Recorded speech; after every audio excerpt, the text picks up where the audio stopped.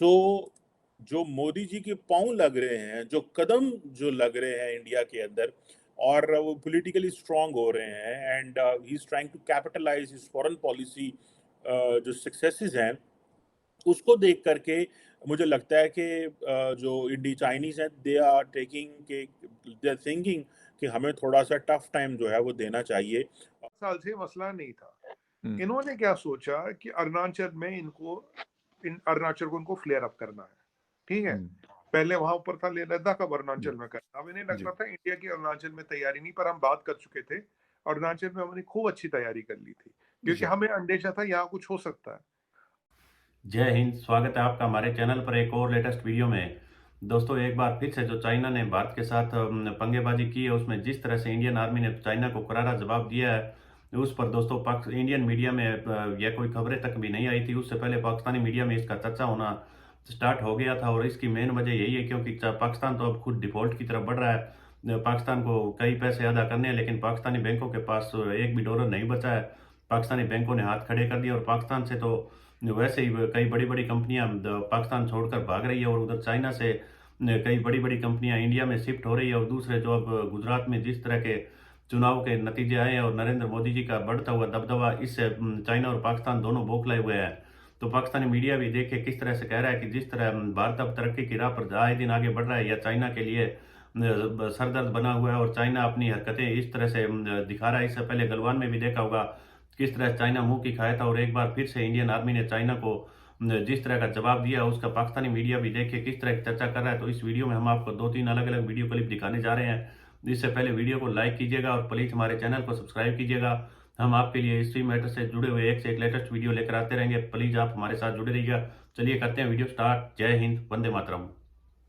और चाइना के दरमियान ये जो मामलात दोबारा एलएसी के ऊपर ख़राब हुए हैं, देर इज़ अ प्रोबेबिलिटी कि आइंदा आने वाले दिनों के अंदर जैसे आप कह लें कि ये वाक़यात जो हैं ये और बढ़ेंगे, ये कम नहीं होंगे।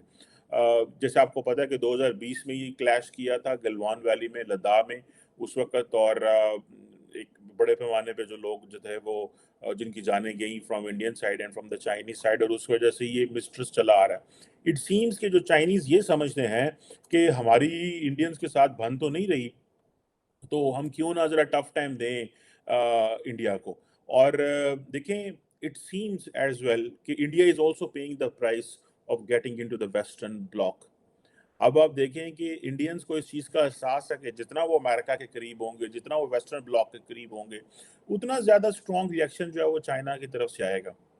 और ये कहा जा रहा है कि अभी कुछ 200 के करीब जो चाइनीज़ जो पीपल लिबरेशन आर्मी है उसके जो लोग हैं, वो लाइन ऑफ एक्चुअल कंट्रोल के जो करीब अरुणाचल प्रदेश में पाए गए, और वहाँ पे फिर क्लैशेस हुए और एंड ऑल दैट। अब इसमें नरेंद्र मोदी जो है वो उनको he is hosting the G20। He is giving a message in India कि भाई मैं बड़ा तगड़ा हूँ, मैं जो है वो कर रहा हूँ। लेकिन that's where the media, the civil society, they will start getting an impression कि भाई मोदी के हाथ से चीज़ें जो हैं वो निकल रही हैं। सो जो मोदी जी के पाँव लग रहे हैं, जो कदम जो लग रहे हैं इंडिया के अंदर, और वो पॉलिटिकली स्ट्रांग हो रहे हैं, and he is trying to capitalize his foreign policy जो सक्सेसेस हैं, उसको देख करके मुझे लगता है कि जो इंडी चाइनीज़ हैं, दे आर थिंकिंग कि हमें थोड़ा-सा टफ टाइम जो है वो देना चाहिए, और इतना फ्री जिस तरह उन्होंने ताइवान को एक टफ टाइम दिया। गो के नैन्सी पेलोसी जब आई ताइवान में, उसके बाद उन्होंने बड़ी मिलिट्री एक्सरसाइज़ेज़ की, ये किया, वो किया। और इधर से आपको ये पता है कि जो अमेरिकन और चाइनीज़ हैं वो अपनी मिलिट्री एक्सरसाइजेस भी कर रहे हैं चाइना के बॉर्डर के ऊपर, जिसको चाइनीज़ जो हैं उन्होंने मना भी किया, और इसके ऊपर ये कहा कि आप ये ना करें। लेकिन ज़ाहिर बात है, India is a sovereign country, वो क्यों कह सकते हैं और कैसे कह सकते हैं। लेकिन फिर भी I think the Chinese wanted to जिसे कहते हैं डिस्ट्रैक्ट करना चाहते हैं, ऐसे लगता है इंडिया को। डिस्ट्रैक्ट, जैसे मैंने कहा, प्राइम मिनिस्टर मोदी को, फॉरेन पॉलिसी को, उनकी जो फॉरेन पॉलिसी सक्सेस है साथ में, और वो ये भी चाहते हैं कि दुनिया ये ना समझ ले कि हमारे इंडिया के साथ मसाइल जो हैं वो ठीक हो गए हैं। साथ में वो वेस्ट को भी बता रहे हैं और दुनिया को बता रहे हैं कि हमारा इंडिया के साथ प्रॉब्लम है, और इंडिया आपका मेन इत्तेहादी है यहाँ के अंदर। सो जो इंडिया आपका मेन इत्तेहादी है, ये इस खित्ते के अंदर और इंडिया के साथ हमारे मसले हैं, सो बी केयरफुल। सो जर्मन्स जैसे फॉर एग्जांपल यूरोप के अंदर जर्मनी का बड़ा उनका है, और मज़े की बात ये है कि चाइनीज़ अंडरस्टैंड कि they can single handedly engage with the Indians. जैसे कि फॉर एग्जांपल मुझे याद है कि 2020 में जब ये इंडियंस और चाइनीज़ ट्रूप्स का क्लैश हुआ, तो Pakistani side offered the Chinese कि हम आपको साथ लेके चलते हैं, हम मिल के ये करते हैं। बट मतलब ईश्वर की अनुकंपा है कि कोई डेथ नहीं हुई, किसी की मृत्यु नहीं हुई, और ये फिर जल्दी डिसएंगेजमेंट किया गया, फिर कमांडर लेवल बात भी हुई। पर देखिए वो तो फिर एक प्रोसेस है। पर सवालिया बात ये है कि चाइनीज ने फिर धोखा दिया है, चीनियों ने फिर अपनी औकात दिखा दी है। मैं आपको हमेशा एक ही बात कहता था, मैं हर चैनल में एक ही बात कहता हूँ, we are keeping our gunpowder dry. लेकिन that is the only way to handle China. Power is the only way to handle China, there is no other way. अच्छा सुमित जी, एक चीज और है कि ये लोग मतलब आने का मकसद क्या होता है? लाजमी सी बात है कि मैं ये मानता हूं कि चाइना, जिस तरह पाकिस्तान इस वक्त बहुत सारे मसलों से गुजर रहा है, इसी तरीके से चाइना भी गुजर रहा है। लेकिन सर फिर तो, और उनको जिसे कहते हैं पूंग पूंग के, वो कहते हैं ना कदम रखना चाहिए। रखना चाहिए। एग्जैक्टली तो सर ये अफोर्ड तो नहीं कर सकते, उनको भी ये पता है, तो ये करना क्या चाहते हैं, ये असल मकसद इसका क्या? और फिर क्या G2G, जिस तरीके से आपने कहा कि कमांडर टू कमांडर इस बात को उठाया गया, क्या न्यू दिल्ली भी इसको बीजिंग के साथ उठाएगा, या वो कहेंगे अगर आओगे तो मारेंगे? देखिए सवाल ये है कि देखिए फखर भाई, ये जो एरिया है 2003 या 2006 में डिमार्केट हो गया था। ये कोई नया मसला नहीं है। अब देखिए 17 साल बाद दद्दी मरूम फिर सपने में आई हो तो पता नहीं, पर 17 साल से मसला नहीं था। इन्होंने क्या सोचा कि अरुणाचल में अरुणाचल को इनको फ्लेयर अप करना है, ठीक है। पहले वहां ऊपर था लेह लद्दाख, अब अरुणाचल में करना। अब इन्हें लगता था इंडिया की अरुणाचल में तैयारी नहीं, पर हम बात कर चुके थे अरुणाचल में, हमने खूब अच्छी तैयारी कर ली थी, क्योंकि हमें अंदेशा था यहाँ कुछ हो सकता है। अब देखिए पेट्रोल जाता, पेट्रोल में लिमिटेड लोग जाते हैं एज ए फ्रेंडली पेट्रोल, उनका भी अपने एरिया तक आता, हमारे भी अपने एरिया तक आके निकल जाता। अब 300 लोग आने का मतलब क्या है? 300 लोग आने का मतलब है लगभग लगभग हमला। 300 लोग तो काफी ऐसे बड़ा नहीं आते। नंबर है सर, 300। 300 लोग तो ऐसे आते नहीं ना। जी। पेट्रोल 10 12 15 20 लोग, 300 लोग क्या करने आ रहे थे? और 300 लोग अचानक 17 साल बाद इसको क्यों क्रॉस करना चाह रहे थे? बेसिकली फखर भाई, ये हमारी तैयारी देखना चाह रहे थे कि बारिश है, मतलब बर्फ है, माइनस सब जीरो टेम्परेचर से भारत की तैयारी कितनी है, भारत तैयार है या कह ही रहा है। मतलब ये बेसिकली उन्होंने वो टेस्ट डोज टाइप भेजा था, देखते हैं क्या होता है, कि अगर हम कल को नंबर में आए, हमें रोक पाएंगे नहीं रोक पाएंगे, क्या कर पाएंगे। देखिए इरादे तो इनके साफ नहीं थे। ये तो पता लगता कि आपके दिल में चोर था, वरना 300 लोग आते ही नहीं। अगर पेट्रोल पार्टी से भिड़ जाती तो समझ आता, उनके 10-12 लोग, हमारे 10-12 लोग, वो एक इंसिडेंट हो सकता है। ये एक इंजीनियर्ड इंसिडेंट था। ये एक मेरे हिसाब से this was fully planned and orchestrated well. But जो उनको रेजिस्टेंस यहाँ से मिला, वो देख के वो भाग गए। उनके लोग भी जख्मी हुए, हमारे लोग भी जख्मी हुए। अब उन्हें लगा यार गलवान में तो फिर वही 130-135 मरे थे, और वो वाली परिस्थिति ना हो उनकी, तो वो तो एकदम फटाफट भाग गए। क्योंकि अगर आपकी बार फिर चाइनीज कमांडर के लोग मरते तो उसकी वाट लग जाती, उसको ना फिर लेडरी, उसकी वो दाढ़ी मूछ मुड़वानी पड़ती उसको। वैसे बीजिंग ओलंपिक्स में गलवान का जो कैप्टन था, उसे फ्लैग बेरर लाए थे, चला नहीं पा रहा था, पर यहाँ पे भी फिर वही हालत हो जाती। तो फखर भाई मसला ये है, फिर धोखा देने की कोशिश की गई, फिर पीठ में खंजर जो भोंकने की कोशिश की गई।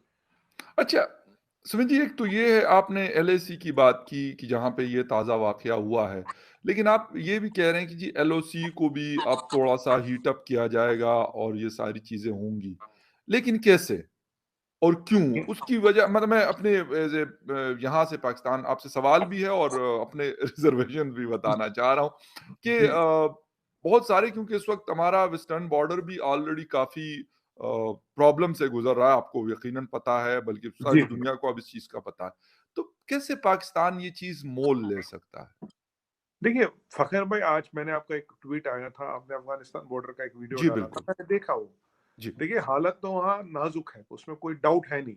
जी पर ये देखिए, आपके प्राइम मिनिस्टर साहब और फॉरेन मिनिस्टर साहब गए थे चाइना, कुछ डील हुई चाइना के साथ 10 बिलियन की हुई, फिर बाजवा साहब की वो फाइल निकलती है, फिर बाजवा साहब रिटायर हो जाते हैं, मुनीर साहब बैठ जाते हैं। मुनीर जी साहब पहले LOC का विजिट करते, अफगानिस्तान के बॉर्डर का विजिट नहीं करते। लॉजिक था कि अफगानिस्तान बॉर्डर करो, क्योंकि दिक्कत वहां यहाँ कुछ नहीं है। आप देखिए वो निकलते हैं और शायद 1-2-3 दिन बाद एक ये वाली घटना घटती है और बीएसएफ से पे इंटरनेशनल बॉर्डर पे फायरिंग होती है। बीएसएफ पे इंटरनेशनल बॉर्डर पे फायरिंग कई महीनों बाद हुई। मेरा हमेशा शायद ये मानना है कि चाइना के साथ ये डील हुई है। अगर चाइना पैसे दे रहा है और कुछ नहीं मांग रहा तो वो एक ही चीज मांगेगा आपसे, वो चीज मांगेगा कि आप थोड़ा एलओसी को हीट अप करो। एलओसी हम देख लेंगे, एलओसी आप देख लो। क्योंकि अभी इन्होंने क्या खोला, इन्होंने अरुणाचल में एक और फ्रंटियर खोला, अरुणाचल में एक और फ्रंटियर खोलने की कोशिश की है। राइट। यहाँ मोदी जी का जब गुजरात का वो हुआ था, हमारा गुजरात की विक्ट्री हुई थी, तो मोदी जी ने कहा था हम पे इल्जाम और लगेंगे, हम पे जुल्म और होगा, हम पे आरोप और लगेंगे, हमें अपनी सहनशीलता यानी कि अपनी ना टॉलरेंस शक्ति को बढ़ाना पड़ेगा। तो ओके। उनका इशारा भी कहीं ना कहीं कुछ मैसेज था। वो अगर आप 2-3 लाइनें देखें, उन्होंने 2 बार रिपीट की, तो मैं उसी दिन समझ गया था कहीं ना कहीं इशारे हैं। देखिए ऐसा तो नहीं, इंटेलिजेंस को भी कुछ पता होता है, इंटेलिजेंस के भी बिल्कुल, कुछ इनपुट्स होते हैं। बिल्कुल। तो अगर आप जियो पॉलिटिक्स में जब तक आपकी बारीक नजर ना हो, एक एक चीज पे नजर ना हो, तो तब तक तो इन सब चीजों को अगर हम देखें और इनको हम उसका अध्ययन करें, और जो चाइना का कहना शरीफ साहब से, don't worry we are with you, will not let you down. देखिए चाइना तो किसी को फ्री में पैसे देता नहीं, और चाइना तो ऐसा मतलब ऐसा बंदा है, ऐसा कंट्री है जिसके पैसे कभी उतरते भी नहीं। तो उसने क्या डील की, देखिए चाइना 8-10 बिलियन खर्च कर सकता तो heat up LOC and LAC for India, क्योंकि चाइना से सेमीकंडक्टर इंडस्ट्री जा रही, चाइना को बहुत तकलीफ है, सेमीकंडक्टर गई, चाइना का $3 ट्रिलियन का एक्सपोर्ट खटाई में पड़ गया। यहाँ 3 दिन पहले राजनाथ सिंह जी ने ये भी बोलते हम तीसरा एयरक्राफ्ट कैरियर भी बना रहे। उससे पहले नेवल चीफ ने बोला अब हम सबमरीन्स पे खूब ध्यान दे रहे हैं। मैं आपको बताऊं, if my knowledge is right, अभी करीब 36 या 46 हमारे जहाज बन रहे हैं, आर अंडर कंस्ट्रक्शन, समुद्री जहाज 36 और 46, I can't remember the number correctly, are under construction submarine बन रहे। और चाइना में 12 और 18 सबमरीन इस साल और अगले साल रिटायर हो रही है। ये देखिएगा फकर भाई, 12 और 18। तो अब यहाँ हमारी नेवी की डोमिनेंस बढ़ रही है, वहां चाइना की नेवी की वो घट रही है। और जो हमने न्यूक्लियर पावर्ड सबमरीन बनाई अरिहंत, जिसमें न्यूक्लियर रिएक्टर भी और K4 मिसाइल भी है, वी आर द 4th और the 3rd country in the world to do it. तो चाइना को ये भी पता है यार ये हो रहा है।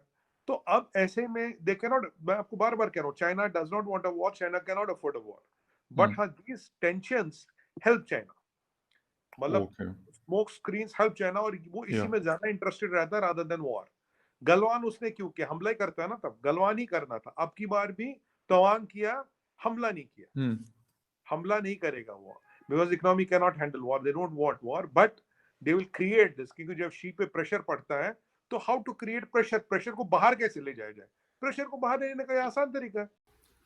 तो देखा होगा दोस्तों किस तरह से अब पाकिस्तानी मीडिया भी इस पर अपनी प्रतिक्रिया दे रहा है, लेकिन पाकिस्तान अंदर ही अंदर डरा हुआ है, क्योंकि जिस तरह अब पीओके को लेकर इंडियन मीडिया में जिस तरह का चर्चा हो रहा था, तो पाकिस्तान को डर सता रहा था कि भारत कहीं पाकिस्तान के खस्ता हालात हो चुके हैं और पाकिस्तान किसी भी तरह अब जंग सहन नहीं कर पा रहा। पाकिस्तान इकोनॉमिक रूप से बिल्कुल टूट चुका है। ऐसे में अगर भारत चढ़ाई कर देगा तो उनके पास कोई भी किसी भी तरह की तैयारी नहीं है। तो दोस्तों यह सिर्फ इस तरह के मुद्दों से ध्यान भटका रहे हैं। और दूसरा, जो भारत आए दिन चाइना को चैलेंज कर रहा है इकोनॉमिक रूप से, तो आए दिन भारत की तरक्की चाइनीज को भी सहन नहीं हो रही है। यह सब उसी का नतीजा है, लेकिन इंडियन आर्मी इन सबको करारा जवाब देना बिल्कुल अच्छे से जानती है। तो दोस्तों हम आपके लिए हम आपके लिए पाकिस्तानी मीडिया के इसी तरह के एक से एक लेटेस्ट वीडियो लेकर आते रहेंगे। मिलते हैं अगले वीडियो में, तब तक जय हिंद।